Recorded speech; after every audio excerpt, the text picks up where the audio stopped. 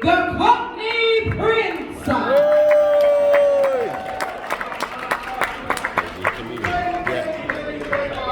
on, ladies, we hand together for him. Good evening, good evening. First things first, I want to face you, yeah? I'm going to look at you. You're not going to see my bum, right? You're not going to see my bum. No, you're far, man. You far. Is everyone good? Yeah. I ain't going to lie to you, I come a bit late. I was stuck in traffic because of the Eid. You know what I mean? The Asian man literally running the whole... I thought they were supposed to celebrate in their house. It's all good, it's all good. Big up the mums, Mothersday. Big up the mums, round of applause. The mums. You got to big up the mums. I tell you where I got to big up the mums. I want to big up the old school mum. The old school thinking mum. You know that proper old school mum that when you were hungry, they could make anything out of the cupboard. As long as they had flour, water, and oil, you would get some kind of dumpling. You know what I mean? You might have diabetes 10 years later, but don't worry about it. Big up them mums. Big up them mums when you fell down and you cut yourself. There was no plaster. You had Dettol. That's what you had. Dettol. Big up the old school mums. You know the old school mums who used to sleep but still be awake at the same time. How many parents, how many people here recognise their mum used to do this shit when they're in the house? That kept them awake. They were sleeping. But that kept them awake. Good to see some mature people inside here, man. Good to see some women of maturity. That's my attraction. I like the older woman. I don't go for young girls. I don't go for them young girls. Too much trouble. I like big women. You know why I like big women? Because when they're sick, they recognise illness. That's why young girls don't do that. That's, all them big men who date them young girls, man, when they get sick, I mean, they're trying to ask Siri, what's a heart attack? Big women, they know in advance when you're sick because they put the poison in the drink. I don't feel well, I know, I put the poison in the drink. That's why I like big women, you understand what I'm saying? Women of age. That's sexy. You know what's sexy to me? When a woman does this. You see what I'm saying? That's sexy, that's sexy. That's sexy. Yeah, that's why if I meet a woman, she's got to be the minimum 65. 65. See that standing lift downstairs? That's right. That's sexy, that's standing lift. I go to the house, I'm like, come on girl, get in that standing lift. Just wash your gut. Go on in your petticoat, respect. Petticoat. Got big up the mums, man. See what's talking about, he's bigging up his mum. Got big up my mum. My mum's from Barbados. First, got me a J, yeah? Well, I'm gonna let you know, I'm gonna do the British accent properly. I don't know what Cee was talking about, that was from West Country. My mum was the first one to come to this country for the Windrush. I went, do you know what, have you ever wanted to ask your parents why they came here? You wanted to ask them, like, I said to my mum one day, like, Mum, all the places in the world you could have gone to raise a family, what was it about East London? Just pop out, imagine my mum, your mum just laying there in Brands Beach, Barbados, 95 degrees, glistening sun, palm trees, coconut trees, side by side. My mum was looking at the sun, saying, so you know what? I've had enough of this shit. I want to go to a place really cool and raise my children around the National Front. Go big at the mums. You know what big at the mums? Old school mums? Old school mums, they recognise danger, they sense danger. That's what I love about them, when they're natural nurturers. That's what my mum was, a natural nurturer. My mum would sense danger to the point it stopped me from ever playing. Because as far as my mum's concerned, if I play out, I'm gonna die. And she would tell you that. I mean, outside of my house, there was a wall. And I went outside one day to play on the wall.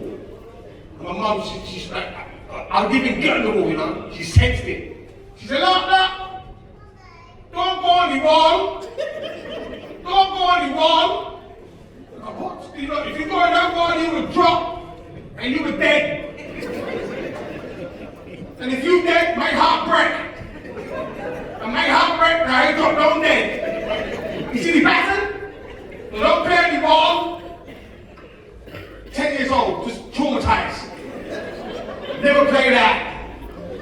Because my mom said, if you dead, your body would drop down dead. You know, fathers are different. My dad was different. My dad was old school West Indian major man.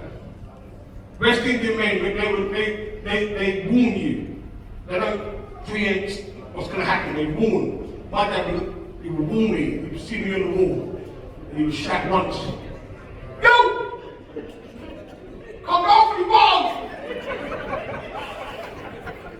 And he walk over to me. You know what happened to you? Look, you know what happened to you? You don't come down for the ball? Come here. Like will push me over and see me. Now look at your leg break.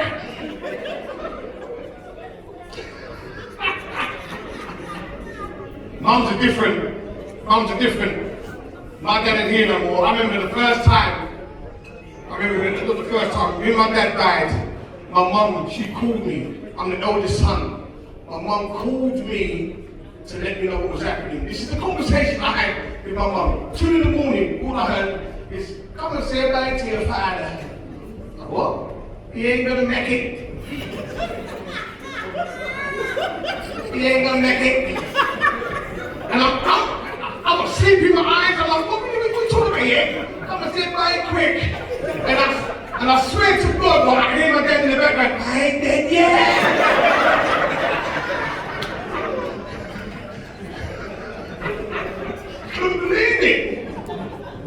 Couldn't believe it, boy. And what got me, after my dad died, when the parent passes away, everybody was hurt. My dad was my hero, right? And the only one in my family who was not crying, right, was my mum. My mum and me and my brothers, we were trying to let mum let go of the grief. And that's when you know, that's why I love about the old school generation, yeah, because they don't beat around the bush. I said, "Mum, I know you love Dad. You were married for over 40 years. I know you didn't speak for 38 of those years. But I know you love Dad." And my mum just looked at me, she said, "You know, I can be a fan, but you know what I mean? He never gets on in the first week." Before your father, I asked him to be in the kitchen, he dropped down dead. He's selfish. Your father is selfish. That's one little wall. He dropped down dead. Day of the funeral, everybody's hurt. Hers comes, everybody's crying. But this is what got me. The one person who cried, who do you think it was? My mum. She was crying her eyes out, bawling. That's when, as an eldest son, I put my arms on my mum. And I was like, "Mum, it's okay, you're going to get through this. You know what I mean? I know you love Dad." She said, "They ain't crying for that. I've got no one to argue with no more. Your family's the only one needs to listen to." I listen to my mum sometimes. I know when my mum's gonna. You know, I love her, but you ever get them old school mums and grandmothers so you can't tell them no secrets. My mum's one of them old school mothers, like you can't tell her no secrets, and she's two-faced, a smiley face. My mum was cussing my brother to me. She said, your brother cheap. He cheap. You don't give him the money. You don't come around as often as you. I come around often because I don't work, right? But I got time on my hands. Cussing him, you know. And my brother came to the house. "Hello." Back me up. So yeah, you've got to pick up the mums. As we're here, ladies and gentlemen, I just want to say, I've been doing this for 25 years. Stand-up comedy. I'm in a room with more space than Gaza. My career's going really good. Who set this up? Did you wonder? Who set this up? Let me put the chair over here, the chair here, and leave it out there.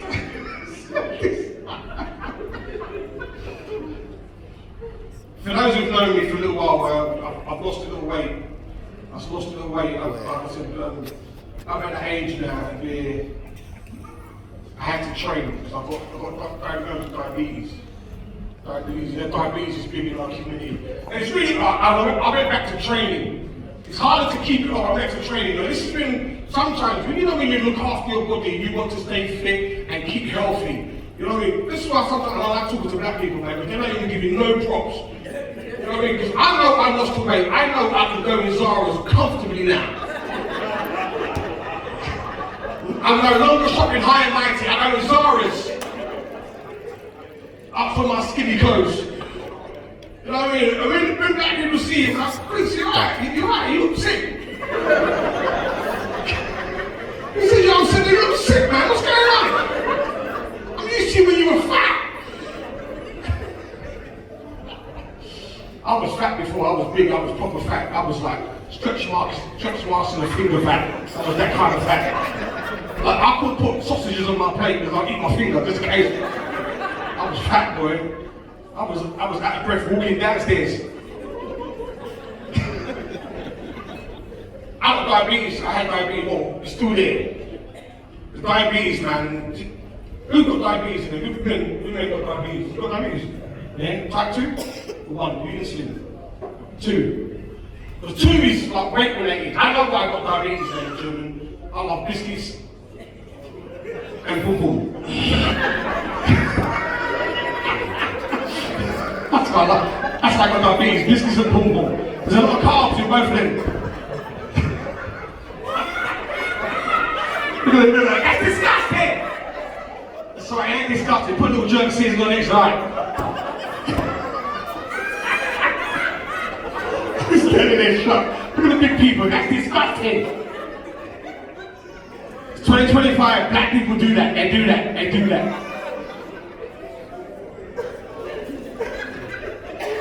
You know when I found out I had diabetes? I found out the hard way. My blood sugar levels were like 19, 20. It was high. It was like giraffe pum pum high. It was high.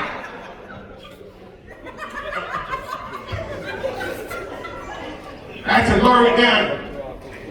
I had to lower down my blood pressure and the blood sugars. So what I had to do, I thought to myself, how can I lower down my blood pressure? So I entered my relationship.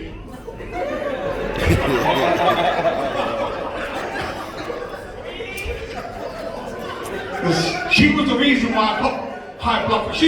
She was the reason, my ex-missus was the reason I got diabetes. Because when I met her in the gym. I met her when I was pushing weights. I met her when I could go on the treadmill and just press the foot. I was fit. Yeah?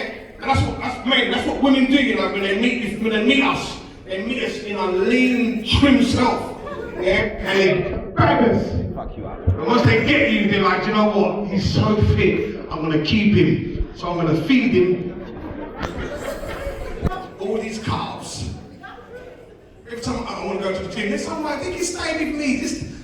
Next thing you know, a year later, diabetes. I blame her. But when I found out, I had to go to the hospital to basically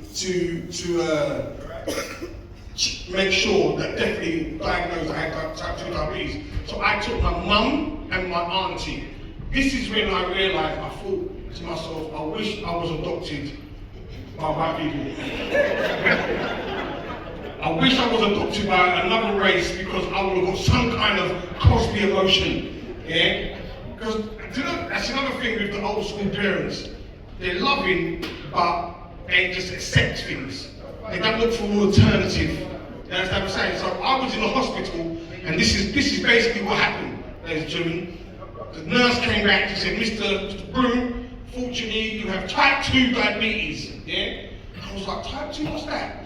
You're fat.